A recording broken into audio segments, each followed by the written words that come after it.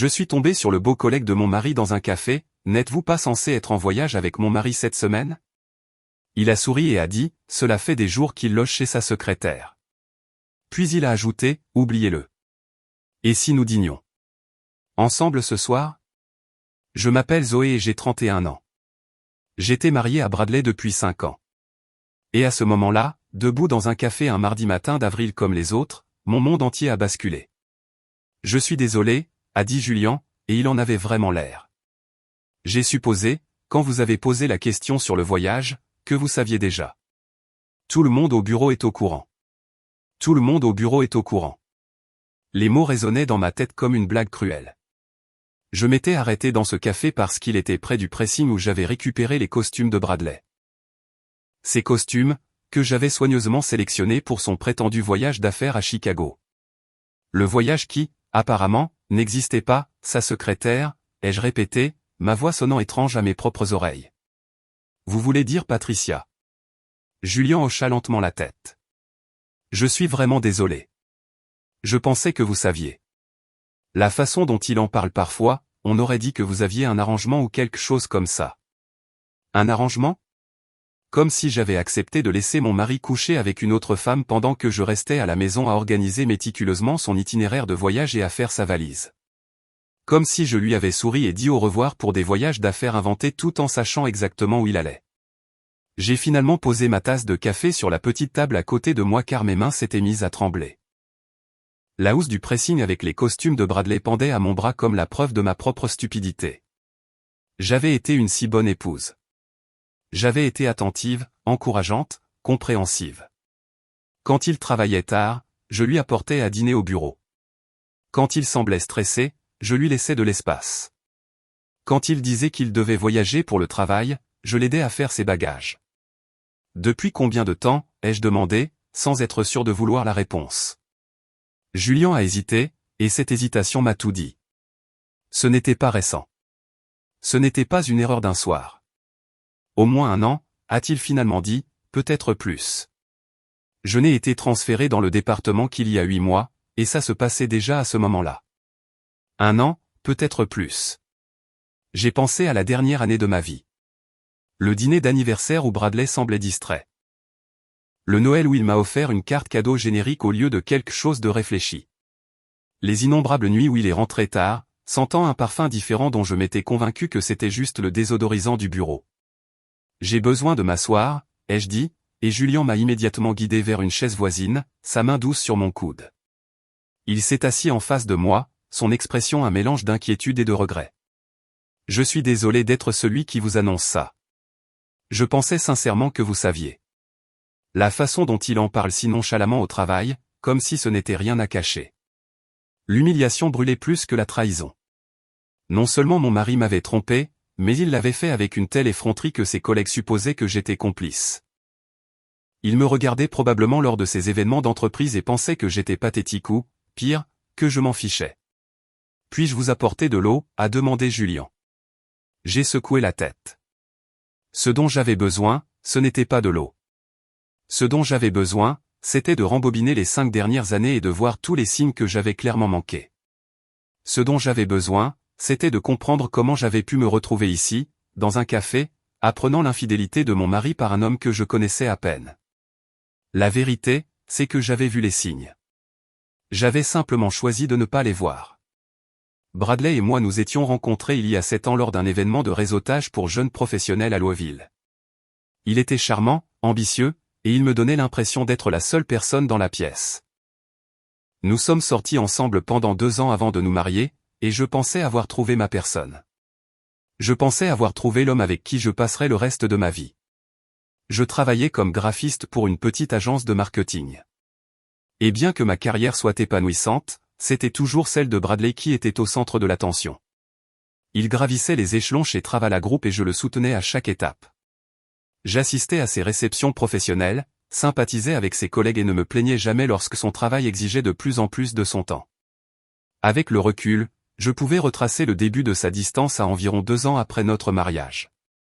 Les nuits tardives sont devenues plus fréquentes. Les voyages d'affaires se sont multipliés.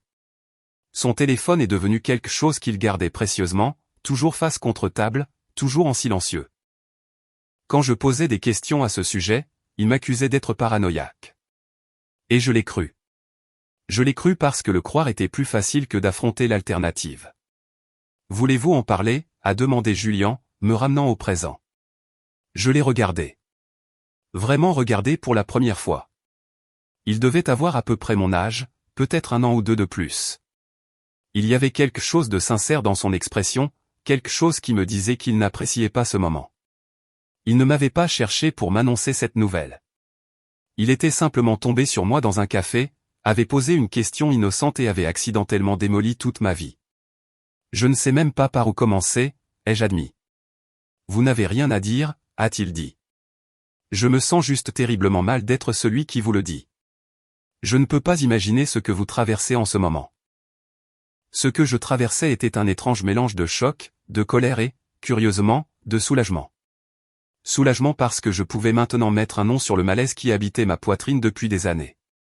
Soulagement parce que je n'étais plus folle de sentir que quelque chose n'allait pas. Soulagement parce que la vérité, aussi douloureuse soit-elle, valait mieux que le brouillard de suspicion et de déni dans lequel j'avais vécu. Sa secrétaire, ai-je répété, riant presque du cliché de la situation. Patricia travaille pour lui depuis 3 ans. Elle est venue dîner chez nous une fois. Elle a complimenté ma cuisine. Julian a grimacé. C'est dur. Elle s'est assise à ma table et m'a dit à quel point Bradley avait de la chance d'avoir une femme aussi encourageante. L'absurdité de la chose m'a frappé et j'ai laissé échapper un rire amer. Je l'ai remercié. Je l'ai réellement remercié pour le compliment. Julian est resté silencieux un moment. Que allez-vous faire? C'était la question, n'est-ce pas? Que allais-je faire? Une partie de moi voulait conduire jusqu'à la maison de Patricia maintenant et les confronter. Une partie de moi voulait rentrer à la maison, faire mes valises et disparaître. Une partie de moi voulait faire comme si cette conversation n'avait jamais eu lieu et continuer à vivre dans une ignorance bienheureuse. Je ne sais pas, ai-je dit honnêtement. Écoutez, a dit Julian, se penchant légèrement en avant. Je sais que c'est complètement inapproprié vu les circonstances, mais vous ne devriez pas être seul en ce moment. Oubliez-le un instant. Et si vous dîniez avec moi ce soir? Pas comme un rendez-vous galant, a-t-il ajouté rapidement, voyant mon expression. Juste comme quelqu'un qui peut écouter, quelqu'un qui n'a pas d'intérêt dans cette affaire. Vous n'avez probablement personne au travail à qui en parler et vos amis et votre famille pourraient ne pas être objectifs. C'était une invitation étrange et dans des circonstances normales, j'aurais décliné, mais ce n'était pas des circonstances normales. En l'espace de 10 minutes, j'avais appris que mon mari était un menteur, que mon mariage était une imposture et que tout le monde à son bureau en savait plus sur ma vie que moi. Pourquoi feriez-vous ça? Ai-je demandé. Pourquoi voudriez-vous passer votre soirée à écouter une étrangère pleurer sur son mari infidèle? Julian a haussé les épaules. Parce que je l'ai regardé se pavaner au bureau pendant des mois, se vantant de sa vie de famille parfaite alors que tout le monde savait qu'il mentait. Parce que j'ai vu Patricia sourire en coin chaque fois que quelqu'un vous mentionnait. Parce que je pense que vous méritez de savoir la vérité. Et je pense que vous méritez mieux que ce que vous avez eu. Ses paroles étaient directes, sans pitié ni condescendance. Il ne m'offrait pas de la sympathie. Il m'offrait quelque chose dont je n'avais pas réalisé avoir besoin jusqu'à ce moment. L'honnêteté. D'accord, me suis-je entendu dire. Pour le dîner. Il m'a adressé un petit sourire et a sorti son téléphone. Donnez-moi votre numéro. Je vous enverrai les détails par texto plus tard. Rien de chic, juste un endroit calme où nous pourrons parler. En récitant mon numéro, je me suis demandé si je faisais une erreur. Me voilà, venant de découvrir l'infidélité de mon mari, en train de prévoir un dîner avec son collègue. Mais quelque chose chez Julian semblait différent. Il était la première personne depuis longtemps à me dire la vérité sans essayer de m'en protéger. Je suis rentré chez moi dans un état second. Les costumes de Bradley, sortis du pressing, pendaient toujours à l'arrière, comme une moquerie de ma dévotion. Notre maison était une modeste maison de 3 chambres dans un quartier calme, le genre de maison que nous avions choisi ensemble parce que nous pensions la remplir d'enfants un jour. Ce rêve s'était estompé au fil des ans, à mesure que Bradley se concentrait davantage sur sa carrière et que je me concentrais davantage sur le soutien de la sienne. Maintenant, je me demandais si cela avait jamais été un vrai rêve ou juste un autre mensonge qu'il racontait pour me garder docile. À l'intérieur, Je me suis assise sur le canapé et j'ai fixé le mur pendant un long moment. La maison était silencieuse, douloureusement silencieuse. Bradley était parti pour son prétendu voyage d'affaires il y a 3 jours. Il m'avait embrassé sur le front, m'avait dit qu'il m'aimait et était sorti avec une valise que je l'avais aidé à faire. Pendant tout ce temps, il avait su exactement où il allait et avec qui il allait être. J'ai sorti mon téléphone et j'ai fait défiler nos récents SMS. Ces messages étaient brefs, formels, bien arrivés, en réunion toute la journée, tu me manques. Chacun était un mensonge enveloppé dans l'emballage ordinaire de la communication conjugale. J'avais répondu à chaque message avec chaleur et affection, lui disant que je l'aimais, lui demandant des nouvelles de sa journée, complètement inconsciente du fait qu'il n'était pas à Chicago mais à 15 minutes de là, chez une autre femme. La colère a alors commencé à monter, lentement d'abord, puis avec une intensité croissante. J'ai pensé à toutes les fois où j'avais défendu Bradley auprès de ma mère, qu'il avait toujours trouvé trop charmant, trop lisse. J'ai pensé à ma meilleure amie, Chloé, qui avait gentiment suggéré que l'emploi du temps de Bradley semblait excessif. J'ai pensé à mes propres instincts, que j'avais fait taire encore et encore parce que je voulais si désespérément croire en la vie que j'avais construite. Mon téléphone a vibré avec un texto de Julien. Il y a un petit restaurant italien sur Fort Street qui s'appelle En Bay. 19h, je vais faire une réservation. J'ai fixé le message un long moment avant de répondre. J'y serai. Les heures jusqu'au dîner passèrent étrangement, le temps s'étirant et se contractant de manière imprévisible. J'ai essayé de travailler, mais le projet de design que je devais terminer semblait incroyablement trivial. J'ai essayé de manger, mais la pensée de la nourriture me donnait la nausée. J'ai essayé d'appeler Chloé, mais j'ai mis fin à l'appel avant qu'il n'aboutisse, car je n'étais pas prête à prononcer les mots à voix haute à quelqu'un qui m'aimait. À 18h30, je me suis changée pour mettre une simple robe noire. Pas parce que j'essayais d'être belle, mais parce que m'habiller me donnait quelque chose à faire. Je me suis regardée dans le miroir et j'ai à peine reconnu la femme qui me regardait. Elle paraissait plus âgée que 31 ans. Elle avait l'air fatiguée. Elle ressemblait à quelqu'un qui avait été lentement érodé par des années de petites trahisons, chacune si mineure en soi qu'elle n'avait pas remarqué les dommages cumulés. En Bay était un restaurant calme avec un éclairage chaleureux et des murs en briques apparentes. Julien était déjà là quand je suis arrivé, assis à une table d'angle avec un verre d'eau devant lui. Il s'est levé en me voyant, tirant ma chaise comme si nous étions à un vrai rendez-vous plutôt qu'à une étrange intervention. « Merci d'être venu », a-t-il dit alors que je m'asseyais. « Je n'étais pas sûr que vous le feriez. J'ai failli ne pas venir, ai-je admis. Toute cette journée a semblé surréaliste. » Il a hoché la tête avec compréhension. « Je peux l'imaginer. Ou en fait, probablement pas. Je n'ai jamais été dans votre situation. » Un serveur est passé et j'ai commandé un verre de vin tandis que Julien commandait de l'eau pétillante. Quand nous fûmes de nouveau seuls, il a croisé les mains sur la table et m'a regardé avec ses yeux perspicaces. « Je devrais vous dire quelque chose, » a-t-il dit. « Ça fait des mois que je veux vous contacter. Chaque fois que Bradley se vantait de votre dévouement ou du fait que vous n'aviez aucune idée. Ça me rendait malade, mais je ne savais pas comment vous aborder sans que ce soit complètement inapproprié. Donc, tomber sur moi au café était pratique, ai-je dit. Plutôt le destin qui a décidé de me forcer la main. Il a fait une pause. Je sais comment ça sonne. Je n'essaie pas d'être mélodramatique. C'est juste que j'ai observé la situation se dérouler pendant 8 mois, sachant qu'il y avait une femme qui méritait de connaître la vérité et me sentant impuissant à faire quoi que ce soit. J'ai pris une gorgée de vin quand il est arrivé, laissant la chaleur se répandre dans ma poitrine. Dites-moi tout, ai-je dit. J'ai besoin de tout savoir. L'expression de Julien est devenue sérieuse. Vous êtes sûr? Certaines choses sont difficiles à entendre. J'ai passé des années à ne pas savoir des choses que, apparemment, tout le monde savait. J'en ai fini d'être protégé de la vérité. Il a pris une profonde inspiration et a commencé à parler. Il m'a raconté la façon dont Bradley et Patricia se comportaient au bureau, cachant à peine leur relation. Il m'a parlé des blagues d'initiés, des attouchements prolongés, de la façon dont ils partaient ensemble presque tous les soirs. Il m'a parlé d'une retraite d'entreprise il y a 6 mois où ils avaient partagé une chambre et comment Bradley avait ri quand quelqu'un avait posé des questions sur moi, disant que ce que je ne savais pas ne pouvait pas me faire de mal. Chaque révélation était un coup de poignard. Mais je ne lui ai pas demandé d'arrêter. J'avais besoin de l'entendre. J'avais besoin de comprendre toute l'étendue de la trahison pour que, lorsque je confronterai enfin Bradley, je ne faiblisse pas. Je ne le laisserai pas me manipuler pour me faire croire que je surréagissais. Il y a encore une chose, a dit Julian, sa voix baissant. Et c'est la partie qui m'a vraiment donné envie de vous avertir. Je me suis préparé. Quoi? Patricia est enceinte. Elle l'a dit au bureau la semaine dernière. Elle garde sa secret pour l'instant, mais ça finira par se savoir. Il a fait une pause, observant mon visage. Je suis désolé. Je sais que c'est beaucoup à encaisser. J'ai posé mon verre de vin très prudemment car mes mains tremblaient à nouveau. Enceinte. La maîtresse de Bradley était enceinte. L'homme qui avait passé 3 ans à me dire qu'il n'était pas prêt pour les enfants avait mis une autre femme enceinte. Zoé. La voix de Julian semblait venir de très loin. Ça va? Je n'allais pas bien. Mais d'une manière ou d'une autre, à ce moment-là, j'ai senti une étrange clarté descendre. C'était ça.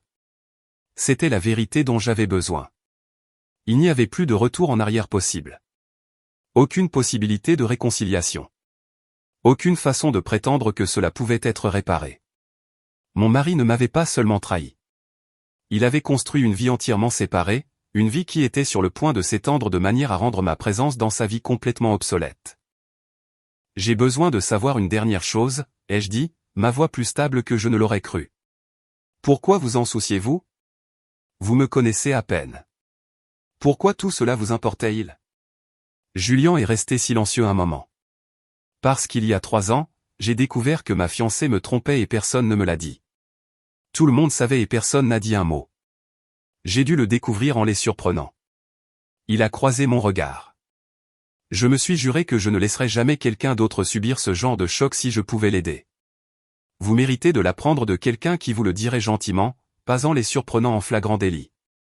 À cet instant, assise en face de cet homme qui venait de me faire le cadeau le plus douloureux de ma vie, j'ai réalisé quelque chose. Il ne me disait pas seulement la vérité parce qu'il se sentait moralement obligé. Il me le disait parce qu'il comprenait, à un niveau profondément personnel, ce que signifiait être le dernier à savoir.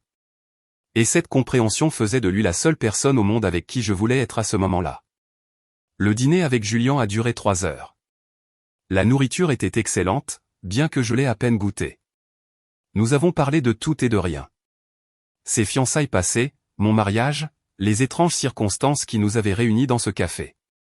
Au moment où nous avons quitté le restaurant, j'avais l'impression de le connaître depuis des années plutôt que depuis des heures. Merci, ai-je dit alors qu'il me raccompagnait à ma voiture. De m'avoir dit la vérité, pour le dîner, de ne pas me traiter comme si j'étais fragile. Vous n'êtes pas fragile, a-t-il dit. Les personnes fragiles ne supportent pas 3 heures de vérité douloureuse pour en ressortir avec leur sang-froid intact. Vous êtes plus forte que vous ne le pensez. Je voulais le croire. Debout là, sur le parking, avec l'air frais d'avril sur ma peau et le poids de mon mariage brisé qui m'oppressait, je voulais désespérément croire que j'étais assez forte pour affronter la suite. Que allez-vous faire? A-t-il demandé. Je ne sais pas encore. Une partie de moi veut le confronter dès qu'il franchira la porte. Une autre partie veut être partie avant son retour. Julian a hoché la tête. Quelle que soit votre décision, assurez-vous qu'elle soit pour vous. Pas pour lui, pas pour marquer un point, mais parce que c'est ce dont vous avez besoin. Je suis rentré chez moi en silence, ressassant ses paroles. En arrivant à la maison, j'ai fait quelque chose que je n'avais jamais fait en 5 ans de mariage. J'ai fouillé dans les affaires de Bradley. Son bureau, sa commode, son côté du placard. J'ai trouvé des relevés de cartes de crédit pour des restaurants où je n'étais jamais allé. J'ai trouvé des reçus pour des bijoux que je n'avais jamais reçus. J'ai trouvé un 2e téléphone caché dans la poche d'une vieille veste. L'écran était fissuré et la batterie à plat. J'ai branché le téléphone et j'ai attendu. Quand il s'est finalement allumé, l'écran de verrouillage était une photo de Bradley et Patricia. Ils souriaient à l'appareil photo, les bras l'un autour de l'autre, ressemblant à n'importe quel couple heureux. L'horodatage indiquait qu'elle avait été prise il y a 8 mois. Il y a 8 mois, j'avais organisé une fête d'anniversaire surprise pour Bradley. J'avais invité tous ses amis et collègues. Patricia était là, debout dans mon salon, mangeant le gâteau que j'avais préparé tout en ayant une liaison avec mon mari qui était apparemment de notoriété publique pour tout le monde sauf moi. J'ai fait défiler les messages du téléphone avec une fascination morbide. Les textos entre Bradley et Patricia étaient explicites d'une manière qui me retournait l'estomac. Mais pire que le contenu sexuel étaient les messages émotionnels. Les « je t'aime ». Les discussions sur leur avenir. Les plaintes à mon sujet, comment j'étais ennuyeuse, prévisible, trop domestique pour quelqu'un d'aussi ambitieux que Bradley. Un message a attiré mon attention. Daté d'il y a 3 semaines. Patricia avait écrit « Quand vas-tu le lui dire ? Je ne peux pas continuer à attendre éternellement. Le bébé change tout. » La réponse de Bradley, après la conclusion de l'affaire Henderson. J'ai besoin de ce bonus. Une fois l'argent sécurisé, je demanderai le divorce et nous pourrons commencer notre vie ensemble. L'affaire Henderson. Je connaissais cette affaire. Bradley en parlait depuis des mois. Comment ce serait la plus grosse commission de sa carrière? Comment cela changerait tout pour nous? Pour nous. Quelle blague. J'ai continué à faire défiler. Il y avait des photos, tellement de photos de leur vie ensemble. Des dîners dans des restaurants chers. Des escapades de week-end dans des endroits que Bradley m'avait présentés comme des voyages d'affaires. Une photo de Patricia portant un collier que je réalisais maintenant être le même pour lequel j'avais trouvé un reçu dans son bureau. Je me suis assise par terre dans notre chambre, entourée des preuves de la trahison de mon mari, et j'ai pleuré. Pas de larmes délicates, mais des sanglots profonds et déchirants qui venaient de quelque part de primal. J'ai pleuré pour les années que j'avais perdues. J'ai pleuré pour les enfants que je pensais que nous aurions. J'ai pleuré pour la femme que j'étais devenue, une femme si désespérée de maintenir l'illusion d'un mariage heureux qu'elle avait ignoré tous les signaux d'alarme. Quand les larmes se sont enfin arrêtées, quelque chose avait changé en moi. Le chagrin était toujours là, mais en dessous se trouvait quelque chose de plus dur, quelque chose qui ressemblait à de la résolution. Bradley devait rentrer de son voyage d'affaires dans 2 jours. J'avais 2 jours pour décider quel genre de femme je voulais être. La femme qui le confrontait et exigeait des réponses, ou la femme qui rassemblait discrètement ses preuves et planifiait sa sortie. J'ai choisi la deuxième option. J'ai passé les 48 heures suivantes à tout documenter. J'ai photographié le contenu du téléphone avant que la batterie ne meure à nouveau. J'ai fait des copies des relevés de cartes de crédit et des reçus. J'ai contacté une avocate spécialisée en divorce nommée Victoria, qui m'avait été chaudement recommandée par une collègue de travail. J'ai ouvert un nouveau compte bancaire à mon seul nom et y ai discrètement transféré la moitié de nos économies communes, ce que Victoria m'a dit que j'étais légalement en droit de faire. Julien m'a envoyé 2 textos pendant ces 2 jours, juste pour prendre de mes nouvelles. J'ai apprécié sa retenue. Il n'a pas insisté pour avoir des informations ni offert de conseils non sollicités. Il m'a simplement fait savoir qu'il était là si j'avais besoin de parler. Le soir où Bradley devait rentrer, j'ai préparé le dîner. J'ai mis la table avec notre belle vaisselle. J'ai ouvert une bouteille de vin. Pour quiconque aurait regardé, cela aurait ressemblé à une épouse dévouée accueillant son mari de retour d'un voyage d'affaires. Quand Bradley a franchi la porte à 19h30 ce soir-là, valise à la main et sourire aux lèvres, j'étais prête. Quelque chose sent merveilleusement bon, a dit Bradley, posant sa valise et s'approchant pour m'embrasser sur la joue. Tu m'as manqué. L'audace de cette déclaration m'a presque fait rire. Il venait de passer 4 jours chez une autre femme, dans le lit d'une autre femme, à discuter de leur avenir ensemble. Et le voilà, me mentant en face comme si c'était la chose la plus naturelle du monde. Comment était Chicago, ai-je demandé, ma voix impressionnamment stable. Froid, épuisant. Mais les réunions se sont bien passées. Henderson est prêt à signer la semaine prochaine. Il s'est servi un verre de vin et s'est appuyé contre le comptoir de la cuisine, complètement à l'aise. Et toi ? Quelque chose d'excitant s'est passé pendant mon absence ? J'ai pensé à Julien. J'ai pensé au café, au restaurant, aux heures de conversation. J'ai pensé au 2e téléphone caché dans le tiroir de ma table de nuit, maintenant complètement chargé et prêt à servir de preuve. En fait, oui, ai-je dit. J'ai rencontré quelqu'un avec qui tu travailles, Julien. Il était au café près du pressing. Le changement dans l'expression de Bradley fut subtil mais indubitable. Une lueur de quelque chose, de la peur peut-être, ou du calcul, a traversé son visage avant qu'il ne le lisse en une expression neutre. Julien, le nouveau dans les acquisitions commerciales. C'est ça. J'ai pris mon propre verre de vin, l'observant par-dessus le bord. Il semblait surpris de me voir. Il a dit qu'il pensait que tu étais en ville cette semaine. La mâchoire de Bradley se contracta. Il a dû se tromper. Il y a toujours plusieurs projets en cours. Peut-être, ai-je convenu. Nous avons fini par prendre un café ensemble. Il est assez charmant, en fait. Nous avions beaucoup de choses à nous dire. De quoi avez-vous parlé? Oh, de tout et de rien. Du travail surtout. De ton travail, plus précisément. J'ai posé mon verre de vin et je l'ai regardé droit dans les yeux. Il m'a parlé de Patricia, Bradley. La couleur a quitté le visage de Bradley. Pendant un long moment, aucun de nous n'a parlé. Le seul son était le bourdonnement du réfrigérateur et l'aboiement lointain du chien d'un voisin. Je ne sais pas ce qu'il t'a dit, a finalement dit Bradley. Mais il m'a tout dit, les jeux interrompus. Tout. La liaison, les voyages qui n'en étaient jamais, la retraite d'entreprise où tu as partagé une chambre avec elle, et la grossesse. J'ai regardé son visage s'effondrer à chaque mot.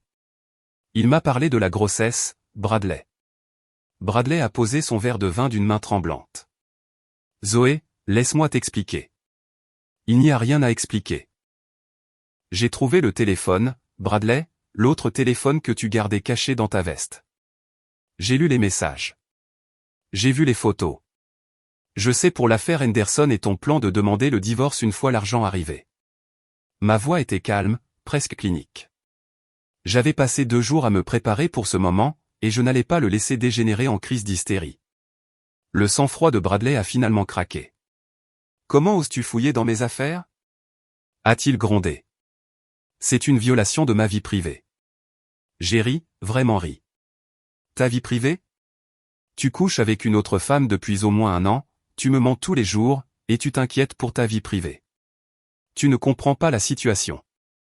Je la comprends parfaitement. Tu m'as épousé parce que j'étais pratique. J'étais encourageante, peu exigeante et prête à faire passer tes besoins avant les miens. Et quand quelqu'un de plus excitant est arrivé, tu m'as gardé parce que j'étais utile. Quelqu'un pour entretenir ta maison, organiser ta vie, te faire bien paraître lors des événements d'entreprise. J'ai secoué la tête.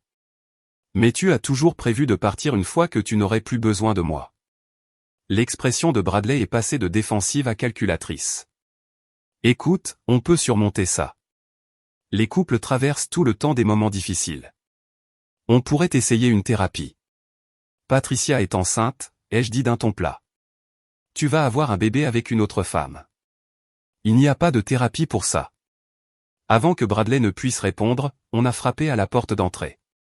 Nous nous sommes figés tous les deux. Un autre coup, plus insistant cette fois. Tu attends quelqu'un, a demandé Bradley. J'ai secoué la tête et je suis allé à la porte. Quand j'ai ouvert, Julian se tenait sur le porche, l'expression sérieuse. Je suis désolé de débarquer à l'improviste, a-t-il dit. Mais Patricia est en route. Elle a découvert que tu savais et elle vient pour te confronter. Je voulais te prévenir. Derrière moi, j'ai entendu Bradley jurer à voix basse. Julian a regardé par-dessus mon épaule dans la maison et sa mâchoire s'est crispée quand il a vu Bradley debout là. Toi, a dit Bradley, me bousculant pour faire face à Julian. Tu n'avais aucun droit de lui dire quoi que ce soit. Ça ne te regardait pas, Julian n'a pas reculé.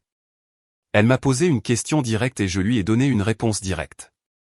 Quelque chose que tu as apparemment été incapable de faire pendant des années. Bradley s'est approché, les poings serrés. Reste en dehors de mon mariage. Quel mariage, a rétorqué Julian. Celui où tu mens à ta femme tous les jours? Celui où tu prévois de l'abandonner à la seconde où tu toucheras ton bonus? Ce mariage-là? Une voiture s'est garée dans l'allée et nous nous sommes tous les 3 tournés pour regarder. Patricia est sortie, ses cheveux blonds parfaitement coiffés, son visage un masque de colère vertueuse. Elle a remonté l'allée comme si l'endroit lui appartenait. Bradley, a-t-elle dit, nous ignorons tous les deux, Julian et moi. Il faut qu'on parle, maintenant. Ce qui s'est passé ensuite est quelque chose que je n'aurais pas pu écrire si j'avais essayé. Patricia a fait irruption dans ma maison, et a immédiatement commencé à réprimander Bradley pour ne pas avoir répondu à ses appels. Julian s'est écarté pour la laisser passer, se positionnant près de moi comme s'il était prêt à intervenir si nécessaire. Tu me l'avais promis, siffla Patricia à Bradley. Tu avais promis qu'après l'affaire Henderson, tu la quitterais. Tu avais promis que nous serions ensemble. Patricia, pas maintenant, a commencé Bradley. Si, maintenant. Je suis enceinte de ton enfant et tu joues toujours à la petite maison avec elle. Patricia s'est finalement tournée pour me regarder, ses yeux plissés de mépris. Tu peux arrêter de faire semblant de ne pas savoir. Tout le monde au bureau sait que tu as dû le comprendre maintenant. En fait, ai-je dit, ma voix remarquablement stable, je ne l'ai appris qu'il y a 4 jours, grâce à Julien ici présent. Donc, pendant que tout le monde au bureau supposait que j'étais soit stupide, soit complice, j'étais en fait juste une femme qui faisait confiance à son mari. Quelque chose a vacillé dans l'expression de Patricia. De la surprise, peut-être, ou une pointe de honte. Mais cela a été rapidement remplacé par du défi. Eh bien, maintenant tu sais. Alors tu peux t'écarter et laisser Bradley être avec la femme qu'il aime vraiment. Je l'ai fixé un long moment. Cette femme qui avait dîné à ma table, complimenté ma cuisine, m'avait souri comme si nous étions de vagues connaissances. Cette femme qui couchait avec mon mari depuis plus d'1 an pendant que je restais dans une ignorance bienheureuse. Tu peux la voir, ai-je dit. Je n'en veux plus. Patricia a cligné des yeux, ne s'attendant clairement pas à cette réponse. Bradley semblait également abasourdi. J'ai déjà parlé à une avocate spécialisée en divorce, ai-je poursuivi. J'ai déplacé la moitié de nos économies communes sur un compte séparé, ce à quoi j'ai légalement droit. J'ai tout documenté, le 2e téléphone, les messages, les reçus, tout. Mon avocate a des copies de tout. J'ai regardé Bradley. Tu voulais sortir de ce mariage. Félicitations. Tu en es sorti. Le visage de Bradley s'est tordu de colère. Tu ne peux pas simplement. Tu ne peux pas prendre mon argent et me mettre à la porte de ma propre maison. C'est notre argent, Bradley. La moitié est légalement à moi. Et cette maison est à nos 2 noms, ce qui signifie que j'ai autant le droit d'être ici que toi. Mais ne t'inquiète pas, mon avocate m'assure que, compte tenu des circonstances, le tribunal me favorisera probablement dans la division des biens. J'ai souri, bien qu'il n'y ait aucune chaleur dans ce sourire. L'adultère a tendance à jouer en faveur de l'époux lésé dans le Kentucky. Julien s'est placé à côté de moi, sans me toucher, mais assez près pour que sa présence soit indubitable. Peut-être que vous 2 devriez partir, a-t-il dit à Bradley et Patricia. Je pense que Zoé a clairement exprimé sa position. Bradley s'est retourné contre lui. Mais pour qui diable te prends-tu? Tu n'as aucun droit d'être dans ma maison à prendre des décisions concernant mon mariage.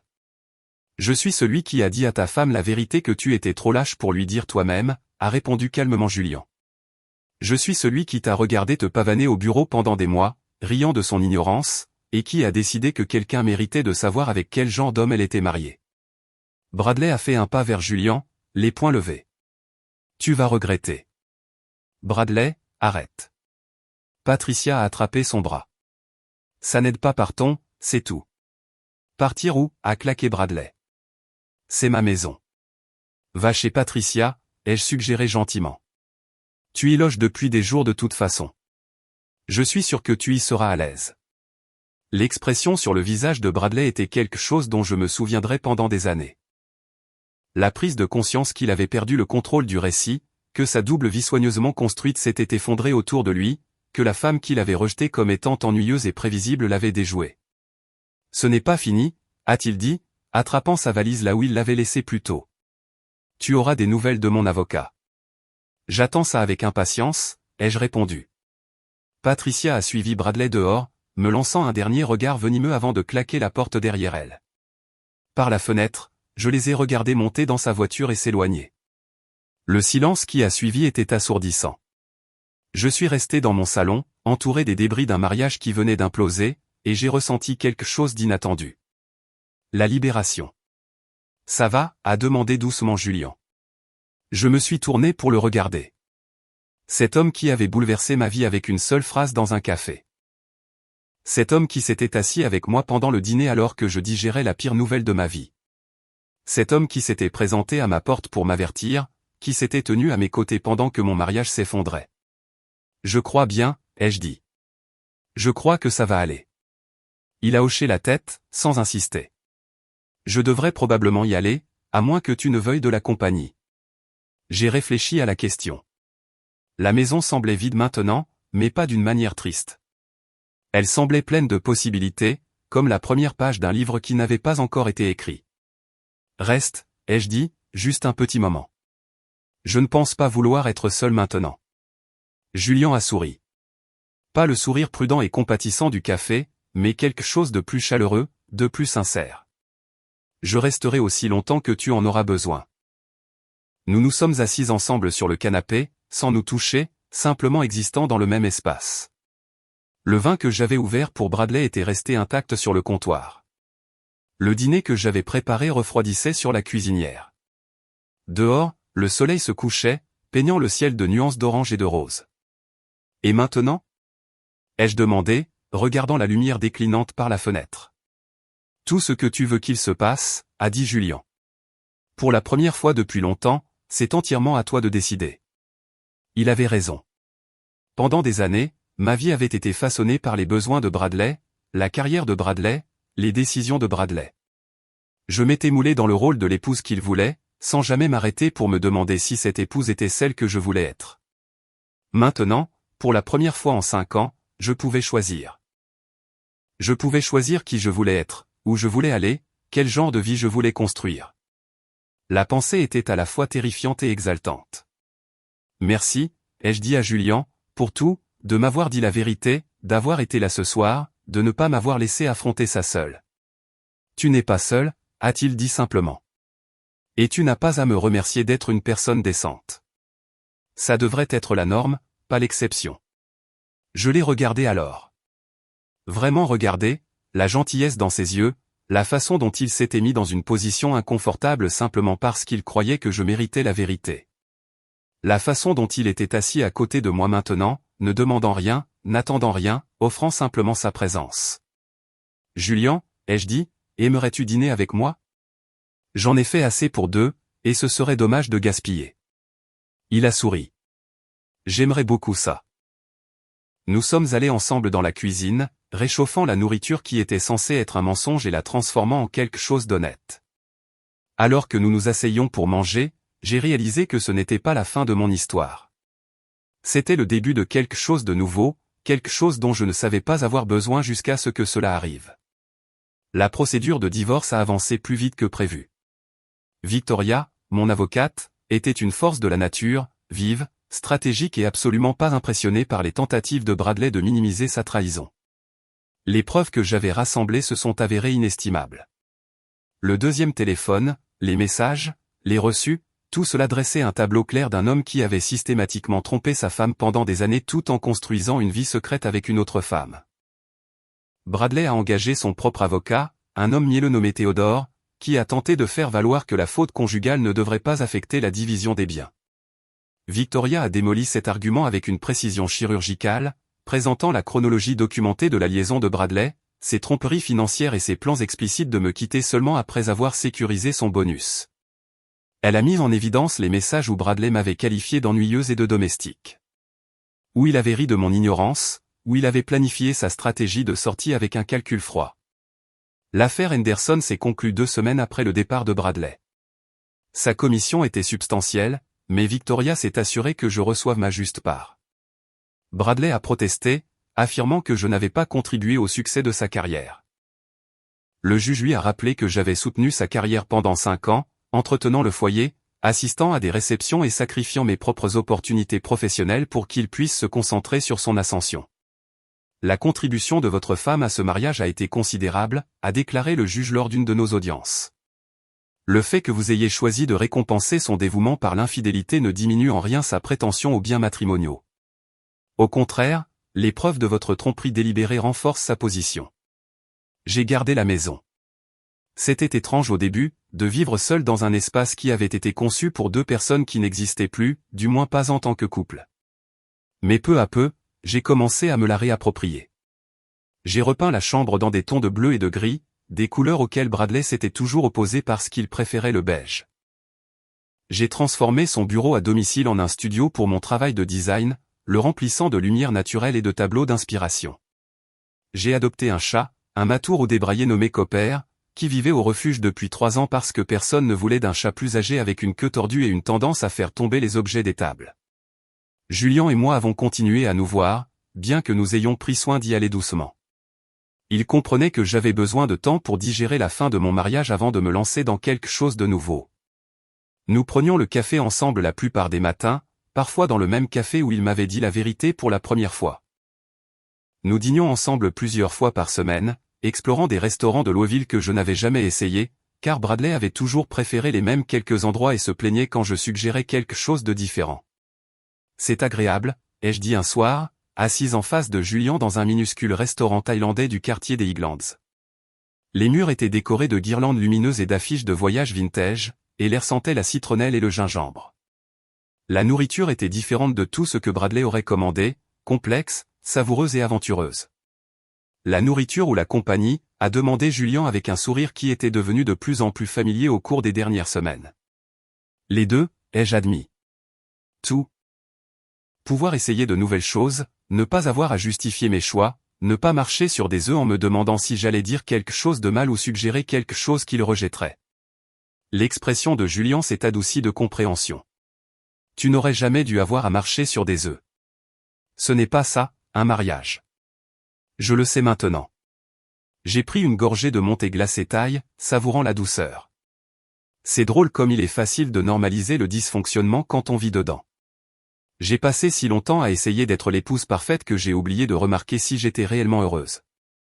J'ai oublié de me demander si c'était ce que je voulais ou juste ce dont je m'étais contenté. Es-tu heureuse maintenant? A-t-il demandé, ses yeux rencontrant les miens à travers la table. J'ai sérieusement réfléchi à la question. 3 mois s'étaient écoulés depuis la confrontation dans mon salon. Le divorce était presque finalisé. Mon travail était florissant. J'avais pris plusieurs nouveaux clients et je construisais enfin le portfolio que j'avais toujours rêvé de créer. J'avais renoué avec de vieux amis que j'avais négligés pendant mon mariage. Des amis qui s'étaient discrètement demandé ce qui m'était arrivé mais n'avaient jamais voulu s'ingérer. Je dormais mieux, mangeais mieux, riais plus souvent. Je crois que j'y arrive, ai-je dit honnêtement. Certains jours sont plus difficiles que d'autres, mais oui, je pense que je suis heureuse. Ou du moins, je commence à me souvenir de ce que c'est que le bonheur après des années à l'avoir oublié. Julian a tendu la main par-dessus la table et a pris la mienne.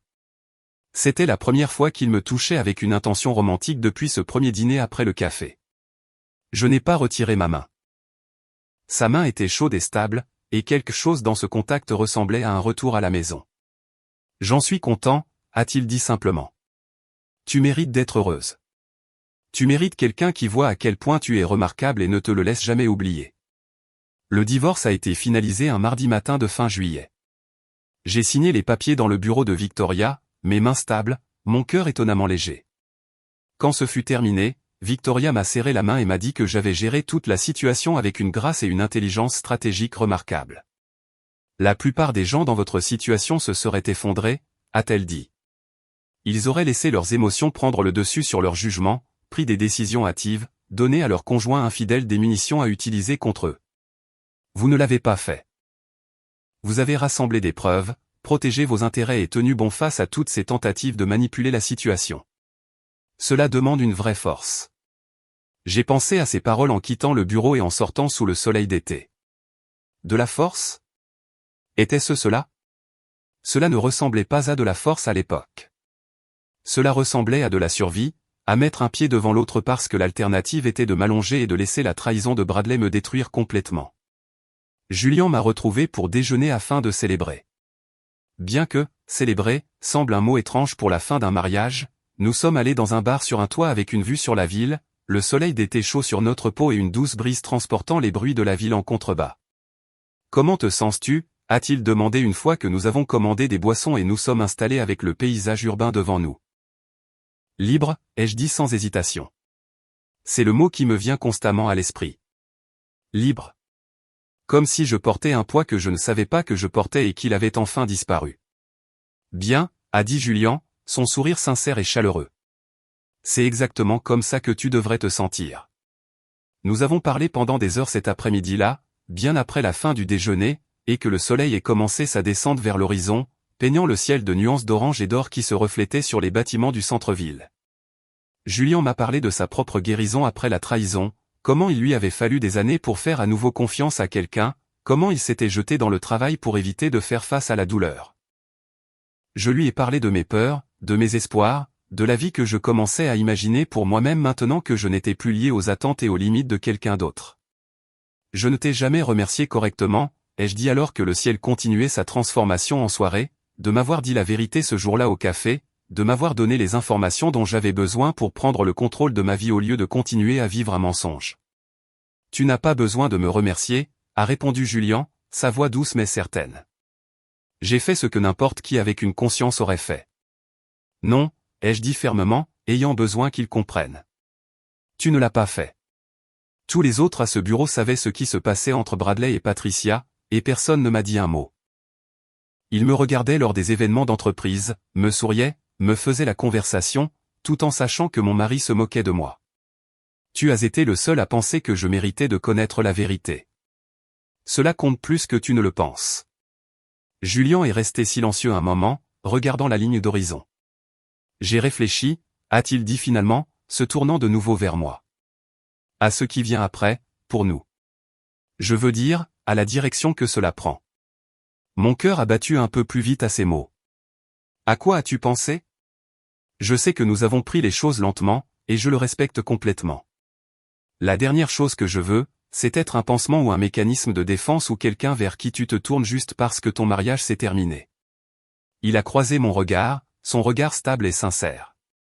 Mais je sais aussi ce que je ressens quand je suis avec toi. J'ai l'impression que je t'attendais sans le savoir. Comme si te rencontrer dans ce café était le plus bel accident de toute ma vie. J'ai pensé aux 4 derniers mois. Les cafés, les dîners, les longues conversations qui s'étiraient dans la nuit. La façon dont Julien m'écoutait, vraiment écoutait, sans essayer de réparer les choses ou de rejeter mes sentiments ou de tout ramener à lui. La façon dont il me faisait rire, la façon dont il me mettait au défi intellectuellement. La façon dont il me traitait comme une partenaire égale plutôt que comme un accessoire à sa vie. Je le ressens aussi, ai-je admis, les mots sortant plus facilement que je ne l'aurais cru. J'ai eu peur de le dire parce que tout s'est passé si vite. Un jour, j'étais marié et le lendemain, je prenais un café avec le collègue de mon mari. Et maintenant, nous voilà sur un toit à regarder le coucher de soleil. Nous voilà, a convenu Julien avec un petit sourire. Et je suis reconnaissant pour chaque moment. Je suis reconnaissant d'avoir été dans ce café. Je suis reconnaissant d'avoir eu le courage de te dire la vérité.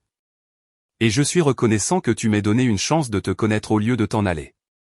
Il a tendu la main par-dessus la table et a repris la mienne. Et cette fois, j'ai entrelacé mes doigts avec les siens, m'accrochant. Alors, qu'est-ce qu'on fait maintenant, ai-je demandé, regardant nos mains jointes. Tout ce que nous voulons, a-t-il dit, serrant doucement ma main. C'est la beauté de la chose. Pour la première fois depuis longtemps, nous pouvons tous les deux décider exactement de la suite. Pour la première fois depuis des années, l'avenir ressemblait à une possibilité plutôt qu'à une obligation. J'ai regardé Julien à travers la table, cet homme qui avait changé ma vie avec une seule conversation, et je me suis permis d'imaginer à quoi cet avenir pourrait ressembler. Et pour une fois, il semblait brillant. Un an a passé, puis un autre. Julien et moi avons construit quelque chose ensemble, lentement, délibérément, avec tout le soin et l'intention qui avaient manqué à mon mariage avec Bradley. Nous avons emménagé ensemble après 18 mois dans un nouvel appartement qui était le nôtre depuis le début, non entaché par de vieux souvenirs ou les préférences de quelqu'un d'autre. J'ai vendu la maison que Bradley et moi avions partagée. C'était comme muet, laisser partir le dernier appel physique d'une vie qui ne correspondait plus à ce que j'étais devenu. L'argent est allé dans des économies, dans des voyages vers des endroits que j'avais toujours voulu voir, dans un petit chalet au bord d'un lac que Julien et moi visitions chaque fois que nous avions besoin de nous échapper de la ville et de nous reconnecter l'un avec l'autre. Ma carrière a prospéré d'une manière que je n'aurais jamais imaginé possible lorsque j'étais marié à Bradley. J'avais quitté l'agence de marketing et lancé ma propre agence de conseil en design, travaillant avec des clients qui valorisaient la créativité plutôt que la conformité et appréciaient ma vision unique. C'était risqué, mais Julien m'a soutenu complètement, tout comme je l'ai soutenu quand il a décidé de quitter Travala Group et de prendre un poste dans une plus petite entreprise où l'éthique était valorisée au-dessus des profits et où les gens étaient traités comme des êtres humains plutôt que comme des ressources à exploiter. Nous nous sommes mariés un après-midi de printemps, 2 ans après cette rencontre fatidique au café. C'était une petite cérémonie, juste des amis proches et de la famille, tenus dans un jardin avec l'odeur des fleurs en pleine floraison remplissant l'air et la promesse de nouveaux départs tout autour. Ma mère a pleuré de joie. Chloé a porté un toast qui a fait rire tout le monde, puis pleurer tout le monde. Julien m'a regardé comme si j'étais la seule personne au monde. Et pour une fois dans ma vie, je l'ai cru. Je t'aime, a-t-il dit alors que nous échangions nos vœux, sa voix stable et sûre. Je t'ai aimé au moment où je t'ai vu dans ce café, l'air perdu et tenant le pressing pour un homme qui ne te méritait pas. Et je vais passer le reste de ma vie à m'assurer que tu ne te sentes plus jamais perdu. Je vais passer le reste de ma vie à être digne de la confiance que tu m'as accordée. Je l'ai regardé, cet homme qui m'avait donné la vérité quand tous les autres m'avaient donné des mensonges. Et j'ai ressenti quelque chose que je n'avais pas ressenti depuis des années. Une certitude complète. C'était juste. C'était là que je devais être. C'était la vie que j'étais censé vivre. Je t'aime aussi, ai-je dit, ma voix tremblant d'émotion. Merci d'avoir été assez courageux pour me dire ce que personne d'autre n'a voulu. Merci d'avoir attendu pendant que je découvrais qui je voulais être. Merci de me choisir chaque jour et de me faire sentir que ce choix est le plus facile que tu aies jamais fait. La réception était joyeuse d'une manière que mon premier mariage n'avait jamais été. Il y avait des rires et de la danse et le genre de chaleur qui vient du fait d'être entouré de gens qui nous souhaitaient sincèrement le meilleur et célébraient notre bonheur sans arrière-pensée ni faux sourire. Quand Julien a pris ma main pour notre première danse, je me suis appuyé contre lui et je me suis laissé être complètement, totalement, sans réserve heureuse. Aucun regret, a-t-il chuchoté à mon oreille alors que nous nous balancions ensemble sous les guirlandes lumineuses. Pas un seul, ai-je répondu avec une conviction absolue. Et je le pensais de toutes les fibres de mon être, chaque moment douloureux de mon divorce, chaque larme que j'avais versée dans l'obscurité de ma chambre vide, chaque nuit blanche à me demander comment j'avais pu être si aveugle.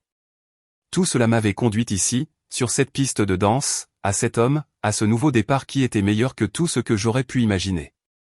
Les conséquences des choix de Bradley l'avaient rattrapé à ce moment-là, comme les conséquences le font toujours pour ceux qui construisent leur vie sur des mensonges. La liaison avec Patricia n'avait pas survécu au stress d'une grossesse non planifiée et à ses retombées financières du divorce. Elle l'a quitté 6 mois après la naissance de leur fille, invoquant son incapacité à s'engager, son œil baladeur et ses plaintes constantes concernant la pension alimentaire et les responsabilités. Apparemment, il avait déjà commencé à courtiser une autre femme au travail, incapable d'apprendre de ses erreurs. Sans mon soutien et ma stabilité, sans l'épouse dévouée gérant sa maison et soutenant son ego fragile, la carrière de Bradley a complètement stagné. Il a été écarté pour des promotions, sa réputation définitivement ternie par le scandale de sa liaison devenue un commérage de bureau qui le suivait d'emploi en emploi. Aux dernières nouvelles, il avait quitté Louisville entièrement et travaillait dans une plus petite entreprise dans une autre ville, payant une pension alimentaire pour une fille qu'il voyait rarement, une pension qui prenait une partie substantielle de son revenu réduit. Patricia, quant à elle, luttait en tant que mère célibataire, ayant sacrifié sa propre promotion professionnelle pour un homme qui lui avait promis le monde et n'avait livré que déceptions et promesses non tenues. La femme qui avait souri en coin à la mention de mon nom, qui avait mangé à ma table et complimenté ma cuisine tout en couchant avec mon mari, travaillait maintenant des heures supplémentaires juste pour joindre les deux bouts. Ses rêves d'une vie glamour avec Bradley s'étaient évaporés comme un brouillard matinal sous un soleil de plomb. Debout maintenant dans la lueur de ma réception de mariage, regardant Julien rire avec mes amis et ma famille, entouré d'amour et de joie et de la promesse d'un bel avenir, j'ai pensé à la femme que j'avais été 3 ans plus tôt. La femme qui se tenait dans un café, serrant le pressing d'un mari qui la trahissait à chaque respiration. Complètement inconsciente que toute sa vie était construite sur une base de mensonges. J'aurais aimé pouvoir remonter le temps et lui dire que tout irait bien. Plus que bien. Ce serait extraordinaire. J'aurais aimé pouvoir lui dire que le pire moment de sa vie était en fait le début de quelque chose de beau, que parfois les gens qui nous brisent nous libèrent accidentellement. Que la bonne personne ne vous aimera pas seulement, elle vous dira la vérité même quand c'est difficile, se tiendra à vos côtés dans les moments les plus difficiles, et vous choisira chaque jour sans hésitation ni regret. En repensant à mon parcours, de l'épouse trahie à une femme qui a repris sa vie en main, reconstruit sa carrière et trouvé un amour authentique fondé sur l'honnêteté et le respect mutuel, j'ai compris quelque chose de profond. Ma vengeance n'a jamais consisté à faire souffrir Bradley. Ma vengeance, c'était mon propre bonheur, éclatant et indéniable, construit sur une base de vérité et de courage, et la volonté de tout recommencer quand tout ce que je croyais savoir s'est avéré être un mensonge soigneusement construit.